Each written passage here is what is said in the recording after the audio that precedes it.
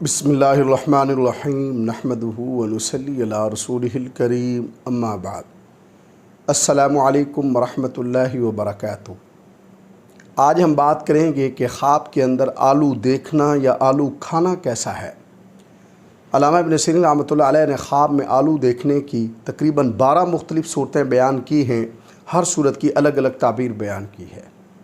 مثلاً خواب کے اندر آلو دیکھنا، خواب میں مختلف رنگوں میں آلو دیکھنا، خواب میں آلو کاشت کرنا، خواب میں آلو کی فصل دیکھنا اور خواب میں آلو کھانا وغیرہ۔ اگر آپ بھی ان صورتوں میں سے کسی صورت کی یا ان کے ساتھ ملتی جلتی کسی اور صورت کی تعبیر جاننا چاہتے ہیں تو اس ویڈیو کو آخر تک ضرور دیکھیں۔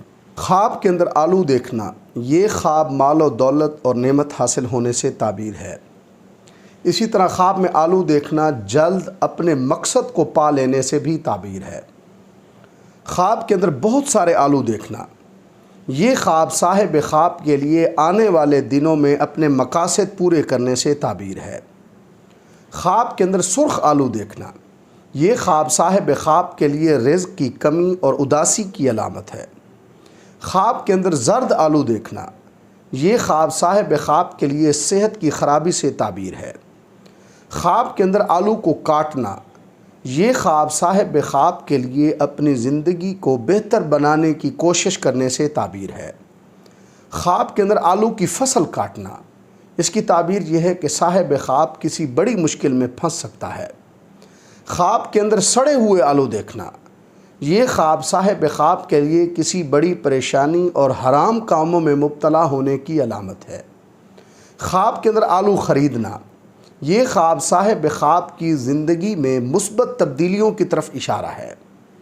خواب کے اندر لذیذ آلو کھانا، یہ خواب اس بات کی علامت ہے کہ صاحب خواب کو دولت اور رزق کمانے کا ایک نیا ذریعہ ملے گا۔ خواب کے اندر ابلے ہوئے آلو دیکھنا، یہ خواب صاحب خواب کے لیے صحت یابی کی علامت ہے۔ خواب کے اندر آلو تقسیم کرنا، اس کی تعبیر یہ ہے کہ صاحب خواب کو مشکلات اور پریشانیوں سے نجات ملے گی۔ خواب کے اندر آلو کو بیچنا، فروخت کرنا، یہ خواب صاحب خواب کے لیے مالی بحران آنے اور مقروض ہونے سے تعبیر ہے۔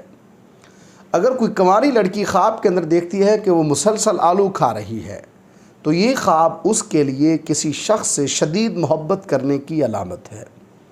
اللہ تبارک و تعالیٰ سے دعا ہے کہ ہمارے لیے ہمارے خوابوں کو باعث رحمت اور برکت بنائیں۔ السلام علیکم ورحمۃ اللہ وبرکاتہ۔